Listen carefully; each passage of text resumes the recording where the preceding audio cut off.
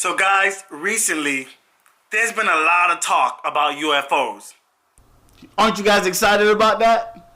I know I am. Heck, for a long time, there's always been a lot of talks about UFOs and how they're not real And how people have been abducted and that these people have been taken as a joke. Some of these people's lives has been destroyed. But now there's some newfound evidence from the Pentagon that aliens may be real. Well, as of right now, it's unidentified. Guys, let's watch this. A Navy aircrew struggles to lock on to a fast-moving object off the U.S. Atlantic coast in 2015.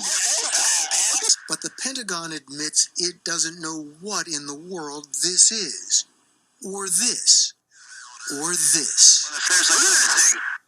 Now, guys, I'm super excited that UFOs are now in existence, right? But I don't think Tucker Carlson from Fox News really understand what we're dealing with. Let's listen to Tucker's response to us figuring out how to deal with these UFOs. Oh, UFOs, they're spooky and kind of funny. Crazy people believe in them. Up until you get to the line, the Pentagon admits it doesn't know what in the world this is.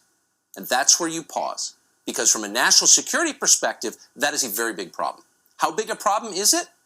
One Navy pilot said that the U.S. military has observed unidentified flying objects maneuvering in restricted airspace off the coast of Virginia, quote, every day for 2 years. The Pentagon confirms these are images of objects it can't identify. Lieutenant Graves told us pilots training off the Atlantic coast see things like that all the time. Every day. Every day for at least a couple of years. Wait a minute, every day for a couple of years? Mm-hmm. Every day for years. Now, flying in restricted airspace is not a small thing. Try that in your Cessna 172 off Virginia Beach sometime. You will get very wet very fast. You'll be killed, actually. Yet the Pentagon, after every day for 2 years of daily incursions, didn't appear to do anything about it. Why didn't they? Okay, so let's get this straight. If the UFOs, we know for a fact that they are unidentified and we cannot explain the maneuvers that they are doing, how does Tucker Carlson want us to defend the American people, but yet we don't understand what we're dealing with? And does the aliens know that they're flying in our airspace? Who told them that this is America's airspace and they're not allowed to go in our airspace? And the last time I checked, they're the ones that's running. So why do we need a defense system from UFOs that's actually running away from us? They don't seem like they're trying to bring any type of harm to us at all. We're just guessing. One possible explanation, they couldn't.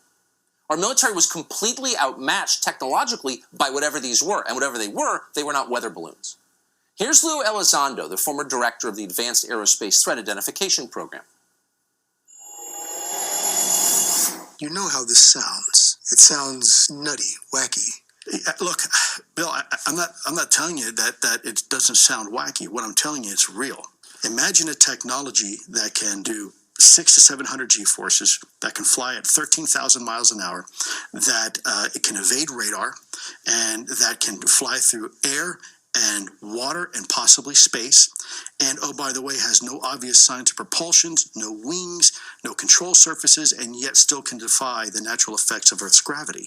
That's precisely what we're seeing. Sound like a potential threat? You think? So what has the Pentagon done about it? Well, we don't know the full story as of tonight, but we don't know that they've done anything about it other than ignore it. And then let's watch how Tucker Carlson changed the whole entire narrative to make it where it's so political, where the Pentagon is not doing its job because it's under Joe Biden. He didn't say it exactly, but you can tell that's what he's trying to say. Because of the new leadership, we can't figure out what's going on with these UFOs. The sad thing is we have a whole new branch of the military that might be perfectly designed to assess what these things are and figure out if they're a threat or not, and maybe respond. If there was ever a reason to have Space Force, this might be it. But Space Force is otherwise occupied these days. They're busy conducting political purges of their own ranks, as all the branches of the military are. Here's Lieutenant Colonel Matthew Lohmeyer. He commanded a Space Force unit until the White House decided that his politics were not acceptable. Look how he brings this guy to talk about how the military has now changed from the last 10 months. And now, because of a new administration, they're getting rid of the old people that's in power. And they're not taking the UFO crisis as serious as they need to. Look how Tucker Carlson slickly slides that in. Acceptable. What the heck? Since taking command as a commander about 10 months ago, I saw what I consider fundamentally incompatible and competing narratives of what America was, is, and should be. That wasn't just prolific in social media or spreading throughout the country during this past year, but it was spreading throughout the United States military. And I had recognized those narratives as being Marxist in nature. What that has to do with UFOs? What does the military changing power has to do anything with UFOs? If they do not understand then, they don't understand now, how do we take this a big priority if we do not understand these UFOs, the unidentified flying objects? We don't understand what they are. So how could we possibly be ready for something like this? At one point, unidentified flying objects apparently shut down a nuclear weapons facility at an Air Force base in the state of Montana. 10 ICBMs, intercontinental ballistic missiles, were temporarily knocked offline. At the same time, base security noticed a glowing red object floating in the sky. It sounds like out of a movie, but it happened. That was decades ago. Many more UFOs have been sighted near our nuclear weapons facilities since around the country. According to journalist George Knapp, quote, all of the nuclear facilities, Los Alamos, Livermore, Sandia, Savannah Hill, all had dramatic incidents with these unknown aircraft appearing over the facilities, and no one knew where they were from or what they were doing there.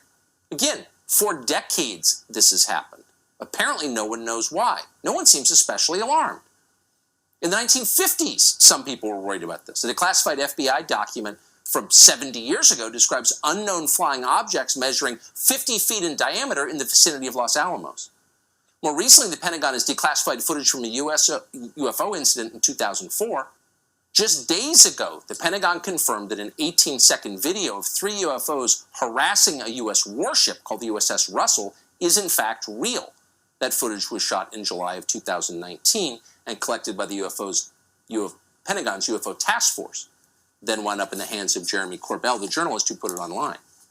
So the question is, what are these things? Why are they buzzing our skies? Why do they seem attracted to the United States military? And why, above all, isn't the Pentagon more focused on this? It seems like a threat if there ever was. Yet it's becoming clear they have no interest in defending it. And here's the latest evidence. This is the story of a soldier who operates your nation's Patriot missile defense systems.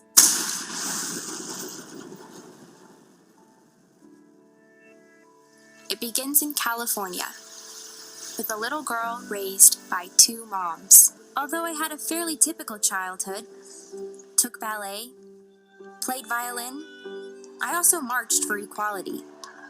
I like to think I've been defending freedom from an early age, a way to prove my inner strength, and maybe shatter some stereotypes along the way.